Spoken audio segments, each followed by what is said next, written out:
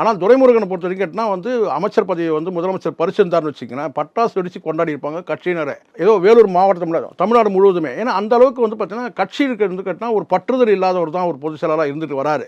அது உட்கட்சி பிரச்சனை ஒரு பக்கம் இருக்கட்டும். ஆனால் அதை தாண்டி மக்கள்கிட்டயே வந்து பார்த்தீங்கன்னா ஒரு நன்மதிப்புலாம் கிடையாது துரைமுருகனுக்கு. பேராசிரியருக்கு உள்ள அளவுக்கு நன்மதிப்பு இல்லை, அது முதலமைச்சருக்கு தெரியும். ஆனால் இருந்தாலும் ஒரு முக்கிய பொறுப்பு இவர் வந்து பார்த்தீங்கன்னா இவர் தான் வந்து முதலமைச்சரை வந்து பார்த்தீங்கன்னா வந்து அந்த அந்த செயல் தலைவர் பதவி கொடுத்த போதும் சரி, அதுக்கப்புறம் செயல் தலைவர் பதவியில் இருந்து கேட்டினா அதுக்கப்புறம் முதலமைச்சர் இன்னும் நெருக்கமாக இவர் இருந்ததுனால இவருடைய வழிகாட்டுதலே இருக்கிற மாதிரி முதலமைச்சர் இருக்கிற மாதிரி ஒரு சீனெல்லாம் ஆரம்பத்தில் கிரியேட் பண்ணார். உங்களுக்கு தெரியும் அவருடைய பேட்டிகள் தான் அப்படி இருந்தது. அதுக்கப்புறம் தான் அந்த ஆணவமான பேச்சுக்கள்லாம் வந்தது.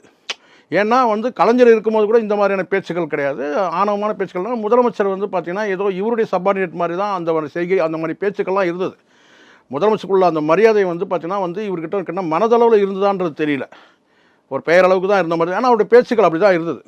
ஸோ அதோட தொடர்ச்சி தான் கேட்டால் இவர் வந்து மற்றவர்களும் வந்து பார்த்தீங்கன்னா இவரை ஃபாலோ பண்ணுற மாதிரி ஆகிட்டாங்க. நீங்கள் உதாரணமாக பல காட்சிகள் கூட காட்ட முடியும் இவர் பேசுனதெல்லாம், மேடை பேச்சுக்களாக இருக்கட்டும், தொண்டர்கள்கிட்ட நடந்துக்கிறதா இருக்கட்டும். ஸோ அதனால் கேட்டால் கட்சியிலையும் வந்து பார்த்தீங்கன்னா இவர் பெரிய வந்து பார்த்தீங்கன்னா மக்கள் அந்த செல்வாக்கில் மக்கள்கிட்டயே செல்வாக்கில். அதனால் முதலமைச்சர் பதவியில் வந்து முதலமைச்சர் வந்து இவர் இந்த அமைச்சர் பதவி வந்து எடுத்துக்கலாம் முதலமைச்சர். அது நல்ல பேராக இருந்திருக்கும் அவருக்கு.